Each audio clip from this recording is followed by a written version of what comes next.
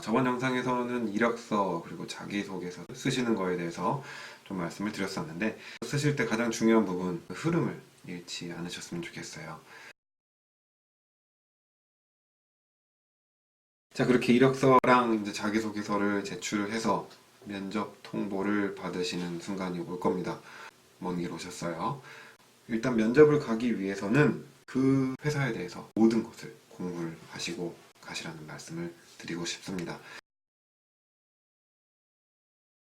아무리 공부해도 그 회사에 면접관으로 나오시는 분보다는 많이 알진 못할 거예요. 그러니까 많이 알고 가되 내가 면접 자리에서 그 사람들보다 그 회사에 대해서 더 잘 알고 있다라는 뉘앙스는 절대 풍기지 말아 주시기 바랍니다.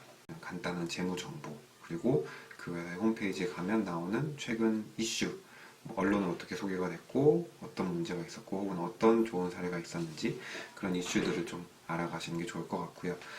회사의 향후 계획, 회사의 비전, 미션, 이런 것들을 좀 찾아보시면 그 회사가 앞으로 어떤 회사가 되고 싶어 하는지 그런 걸 아시게 될 거예요. 그리고 그 회사의 CEO 이름, 이런 거는 좀 기본적으로 알아가시는 게 좋을 것 같고요. 또 그 회사가 지금 우리나라 정부 혹은 해외 정부와 어떤 관계를 유지하고 있고, 그런 관계가 어떤 흐름 속에서 진행되고 있는 것인지, 그걸 통해서 그 회사가 목격하는 바는 무엇인지, 그런 것들도 한번 생각해 보시면 좋을 것 같습니다. 이전 영상에서 자기소개서를 러브레터라고 말씀을 드렸는데요. 면접은 소개팅 자리라고 생각을 하시면 좋을 것 같아요. 소개팅에 나가시기 전에 상대방에 대해서 최대한 많은 것을 알고 나가시되, 가서 이러셨죠? 이러셨죠? 이러셨죠? 라고 얘기하면 안 되잖아요. 비슷하게 생각하시면 될 것 같아요.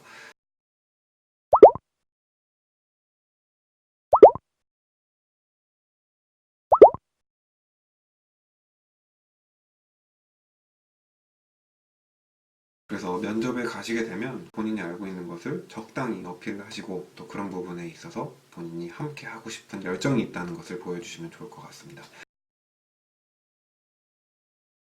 면접은 아까 말씀드렸지만 소개팅 자리예요.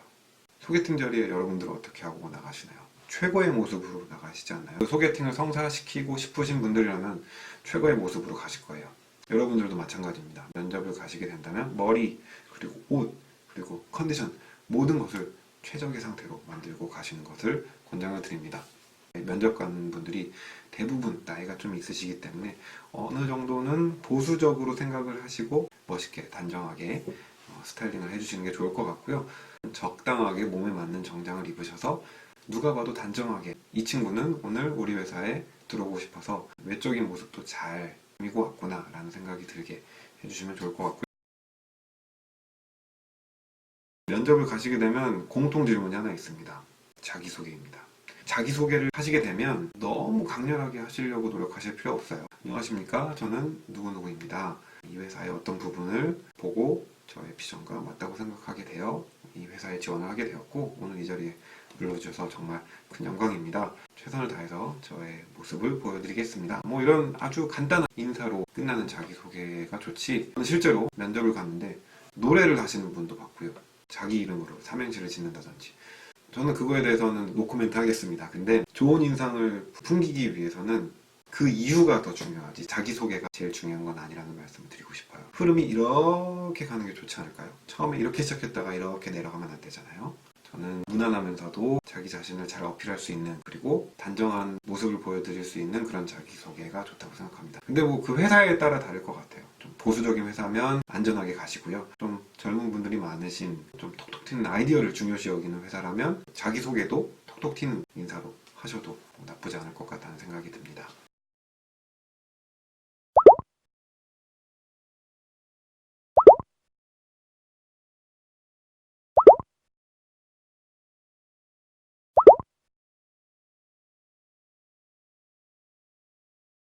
면접을 가시게 되면 본인이 쓰셨던 이력서라든지 자기소개서를 한번 꼼꼼하게 읽어보고 가시는 게 좋을 것 같아요.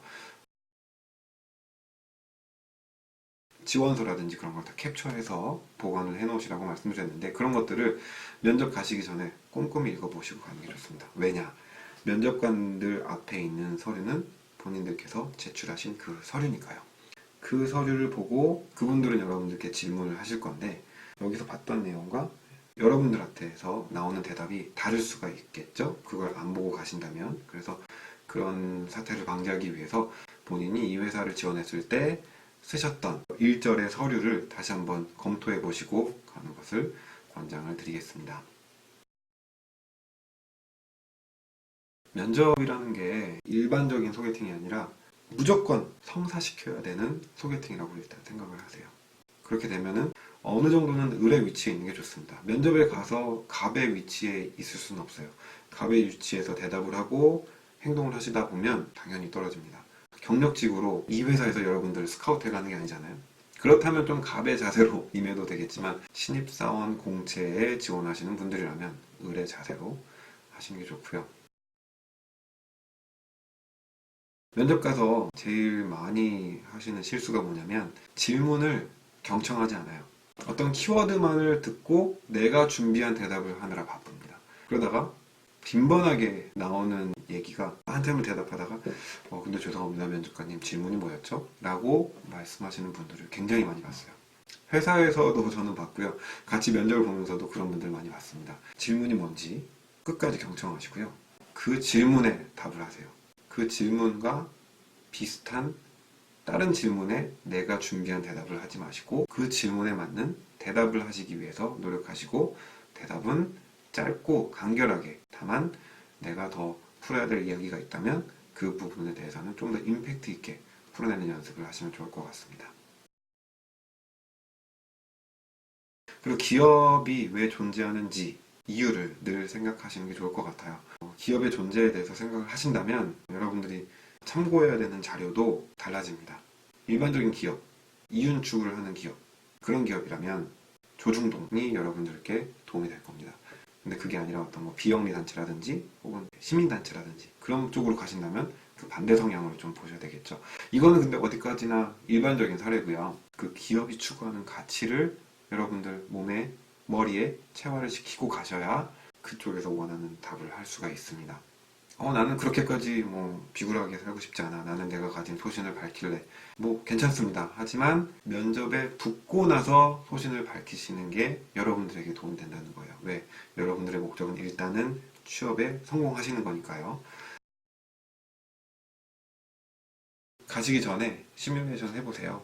이런 질문이 나왔다. 어떻게 대답을 할 것인가?